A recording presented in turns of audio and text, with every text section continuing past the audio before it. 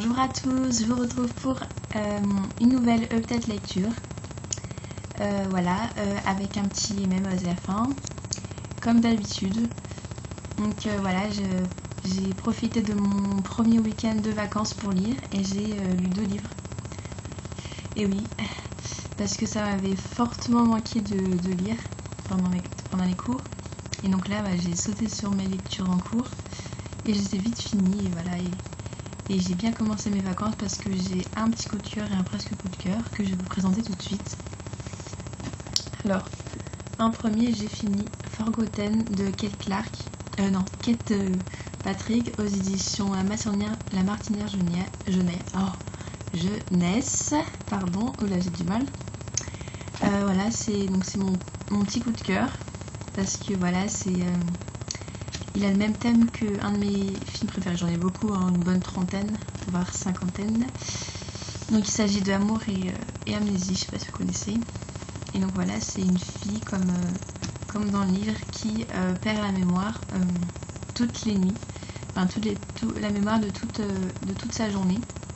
Et donc voilà, j'avais beaucoup aimé ce sujet dans le film, donc c'est pour ça que j'avais été attirée par ce livre-là. Et voilà, et donc j'ai vraiment adoré, c'est vraiment sous un autre point de vue, c'est pas du tout pareil, c'est pas un copier-coller pur et dur, c'est juste le thème de fond qui est similaire. Et vraiment j'ai adoré le personnage de Lily, l'histoire, j'ai vraiment tout aimé. J'ai beaucoup aimé sa romance avec Luc, j'ai trouvé vraiment toute mignonne. J'ai vraiment adoré il est marqué qu'il y a un trailer psychologique. C'est pas vraiment le cas, mais disons qu'il y a aussi une histoire en parallèle. Et en fait, elle cherche son père, parce qu'elle apprend en fouillant les affaires de sa mère qu'il est encore en vie, qu'il a essayé de la reprendre, de se mettre en contact avec elle quand elle était plus jeune. Et donc elle va essayer de le rechercher et puis elle va découvrir d'autres secrets de famille là qui va bouleverser sa vie, et puis en bien, surtout en bien comme en mal. Et j'ai vraiment adoré, la fin est vraiment très surprenante parce qu'il y a plein de choses, des coups de théâtre en fait. Et j'ai vraiment adoré, franchement, je pensais pas autant aimer. Au fait, au début, on pense que c'est juste une petite romance et qu'elle est juste amnésique, et voilà, sans plus. On pense pas qu'il y ait une intrigue comme ça. Et je trouve ça vraiment super bien mené. Et voilà, j'ai vraiment adoré. Donc voilà, c'est mon presque coup de cœur. Ensuite, j'ai lu Je veux vivre de Jenny Downhow aux éditions Pocket Jeunesse. Donc c'est un presque coup de cœur parce que, comme je l'ai dit la dernière fois, il y a 2 événements que j'ai préférés dans le film. Et aussi parce que j'ai pas été autant bouleversée que je ne le pensais.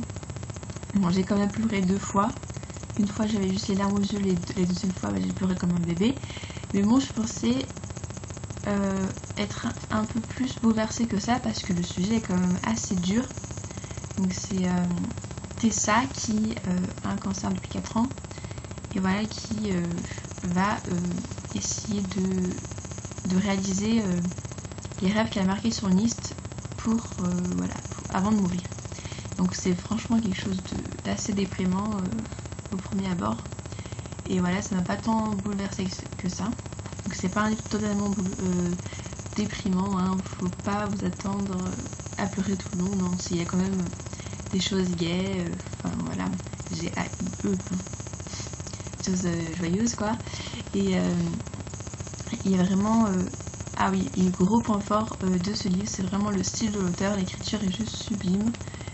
Le livre est vraiment un poème tellement que l'écriture est magnifique. J'ai vraiment adoré et je le recommande vraiment à tout le monde. La romance est aussi vraiment toute mignonne. Franchement, je peux absolument rien reprocher à ce livre à part le fait qu'il m'attendait à être un peu plus bouleversé que ça. Mais voilà, pas plus que ça. J'ai vraiment adoré. Voilà, c'est un petit livre contemporain, dramatique, vraiment très agréable à lire, vraiment super bien. Et voilà. Ensuite, mes lectures en cours. Donc il s'agit toujours du tome de Cinder en VO de Marissa Meyer. J'ai pas beaucoup avancé depuis la dernière fois parce que je me suis plus concentrée sur mes 2 lectures précédentes. Et donc j'ai lu juste ce matin un chapitre, c'est tout. Et encore. Et voilà, et donc là je suis enfin sur le point de vue de Cinder, elle m'avait manqué. J'avais adoré son caractère dans le premier tome et voilà, j'étais contente de la retrouver. Et j'ai vraiment adoré ce qui s'est passé dans ce chapitre-là. Et pour l'instant j'aime beaucoup. Bon, je vais pas vous en parler à chaque fois parce que je pense que je vais me traîner bien longtemps. Donc je pense vous en parler enfin plus tard quand il se passera plus de choses parce que là ça va être un peu chiant pour moi. Ensuite, mon autre lecture en cours, il s'agit de La Cité des Ténèbres, le tome 1 de Cassandra Clare, position Pocket Jeunesse. J'ai réussi à retenir son prénom. J'arrive jamais à retenir son prénom et son nom, je ne sais pas pourquoi. Ouais, bref, donc voilà, le film est déjà sorti et j'ai prévu avec mes amis de le voir la 2e semaine de vacances, donc c'est pour ça que je l'ai lu, enfin que je suis en train de le lire. Pour l'instant j'ai à peine commencé, hein. J'ai lu un chapitre, donc je peux pas trop vous en parler, mais pour l'instant j'aime bien. D'habitude j'aime pas quand il y a plusieurs points de vue ou quand c'est à la 3e personne, je préfère quand c'est du point de vue de jeu quoi, pour sentir plus proche du personnage. Mais là, je sais pas, j'aime bien le fait qu'on sache le point de vue de plusieurs personnages. Je trouve ça plutôt sympa. Ça me dérange pas, peut-être qu'à la suite ça me dérangera pour être non. Voilà, ça m'a l'air plutôt pas mal. Là, et j'espère que ça va me plaire. Ensuite, j'ai un petit IMM. Donc, en fait, c'était des livres que j'avais déjà la dernière fois, mais j'ai juste oublié de vous les présenter. Honte à moi. Donc, le premier, c'est L'Empereur, c'est moi de Hugo Auriot, édition Linoclast. Je sais pas si vous connaissez. Alors, donc, c'est ma grand-mère qui l'a acheté à ma petite sœur parce qu'elle pensait que ça allait lui plaire, sauf qu'elle déteste lire. Donc, elle a lu 10 pages et après elle a abandonné. Donc, du coup, je l'ai pris. Et franchement, niveau objet livre, je suis vachement déçue. Alors là, il fait à peu près la taille d'un livre de poche ou à peine plus grand. Mais au niveau de la mise en page, attendez, il est vraiment plus petit qu'un livre de poche. Il est tout blanc, absolument tout blanc. Il n'y a aucun effort au niveau de la présentation et pourtant il coûte 17 €. C'est pas de l'arnaque. Bon, après le sujet est vraiment très touchant. Donc en fait c'est l'histoire d'un petit garçon. Donc en fait maintenant il a 25 ans. En gros c'est une autobiographie de lui quand il était encore autiste. C'est toujours, mais disons qu'il est sorti du tunnel si je puis dire. Et voilà, il écrit toutes ses pensées, de tout ce dont il pensait quand il était petit. Et voilà, c'est vraiment spécial. C'est parce qu'on lit pas ça tous les jours. J'avais envie de tenter le coup. Bon, je pense pas le lire tout de suite parce que j'ai d'autres lectures prioritaires. Mais bon, ça m'a l'air vraiment pas mal et touchant. Ensuite, j'ai emprunté à ma mère Les Complaisances du corps de Belva Plain aux éditions Belfond.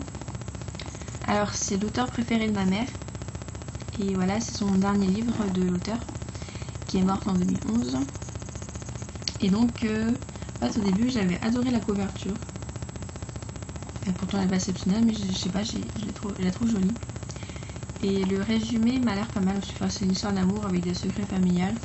C'est pas trop mon genre d'habitude, mais je sais pas, j'avais envie de tenter le coup. Et voilà, et donc, et pourquoi pas découvrir l'auteur préféré de ma mère. Ensuite, Je suis une légende de Richard Matheson aux éditions Folio Science Fiction, que j'ai vraiment que j'ai voilà, parce que j'adorais le film. Par contre je suis déçue parce qu'en fait il s'agit de vampires et pas de zombies, donc voilà, c'est dommage. Et ensuite 172 heures sur la lune de Johan Hartson, édition Albin Michel collection Lise, que j'ai vraiment hâte de lire, aussi m'a l'air super bien. Bon, je vous laisse, j'ai plus de temps pour vous faire une vidéo. À une prochaine fois et de bonnes lectures et de bonnes vacances. Bisous.